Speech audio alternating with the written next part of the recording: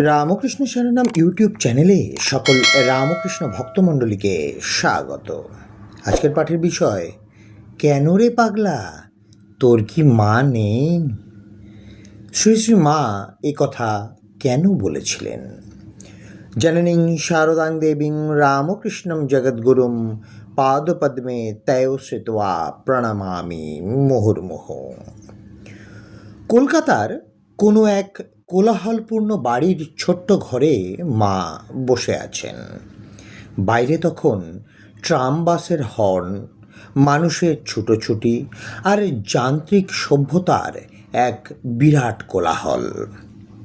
কিন্তু ঘরের ভেতরে প্রবেশ করলেই মনে হয় যেন এক অন্য পৃথিবীতে এসে পৌঁছানো গেছে, যেখানে কোনো শব্দ নেই, ক্লান্তি নেই, কেবল অপার শান্তির এক শীতল পরশ। মা তখন মাটিতে মাদুর পেতে শান্ত হয়ে বসে জপ করছেন। এমন সময় এক তীব্র অশান্ত মন নিয়ে এক ভক্ত এসে উপস্থিত হলেন। তার জীবনে চরম বিপর্যয়, চারপাশের সবাই তাকে ছেড়ে চলে গেছে। বুক ভরা অভিমান আর কান্নায় সে তখন ভেঙে পড়েছে। সে সোজা এসে মায়ের পায়ের উপর আছড়ে পড়ে ফুঁপিয়ে কেঁদে উঠল এবং আর্তনাদ করে বলল, মা, আমার সব শেষ হয়ে গেছে। আমি আর এই পৃথিবীতে বেঁচে থাকার কোনো মানে দেখতে পাচ্ছি না। মা কিন্তু তখন কোনো জটিল বেদান্তের তত্ত্ব শোনালেন না, কোনো বড় দার্শনিক উপদেশও দিলেন না। তিনি কেবল অত্যন্ত ধীরে ধীরে তার সেই স্নিগ্ধ ও অভয় হাতটি বাড়িয়ে দিলেন সেই মানুষটির মাথার উপর। মায়ের সেই হাতের ছোঁয়া মাত্রই যেন জাদুকরী এক শান্তিতে সমস্ত শরীর জুড়িয়ে গেল।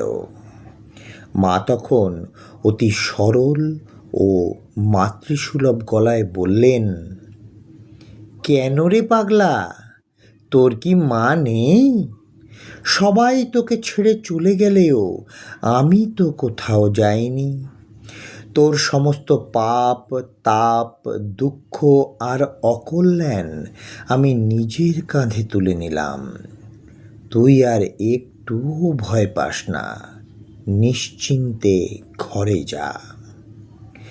মায়ের এই একটিমাত্র আশ্বাসের বাণী শুনে সেই হতভাগা মানুষটির বুক থেকে যেন পাহাড়ের সমান পাথর নেমে গেল।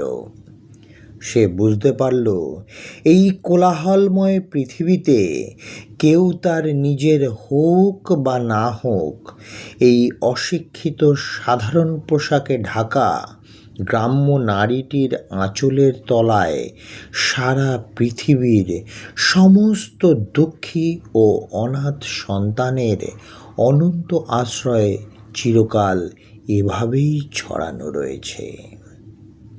আজকের পাঠের তথ্যসূত্র, মা সঞ্জীব চট্টোপাধ্যায় মহাশয়। জয় মা শারদা, জয় মা শারদা, জয় মা শারদা। জয় ঠাকুর রামকৃষ্ণ পরমহংসদেব, জয় স্বামী বিবেকানন্দ মহারাজ।